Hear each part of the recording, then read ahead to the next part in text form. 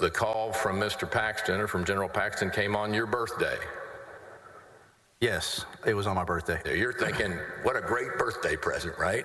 Something at the time I was like, oh, wow, what a coincidence. A young lawyer from Houston was eager to help Attorney General Ken Paxton.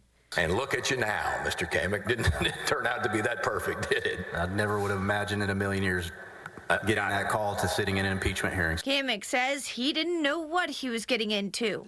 Paxton had called him up, wanting him to be a special prosecutor for an investigation. He also said that the people in his office who were not, they weren't investigating the case. They weren't working on it. You know, at that point, I had learned that there were some federal agents and people, I guess, in positions of power who were kind of involved in that. And, you know, he made a comment that you need to have some guts to work on a case like this. The case involved political donor Nate Paul, who claimed federal and state authorities were involved in a conspiracy to take his real estate holdings. I was fired up about the opportunity to do it. That's when his conversations with Paxton, Paul, and his attorney, Michael Wynn, began, and Kamek started issuing several grand jury subpoenas. Were you receiving from Mr. Wynn regularly information of people to include on the grand jury subpoenas?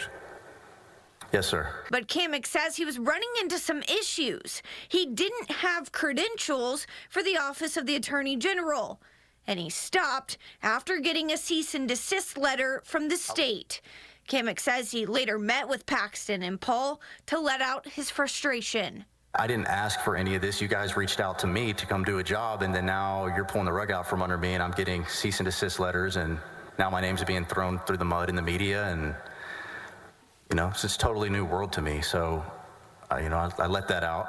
During cross-examination, Kamek said he wasn't trying to benefit Paul, and he was never paid for his work. But the prosecution claimed Paxton was trying to help Paul in other ways through his staff.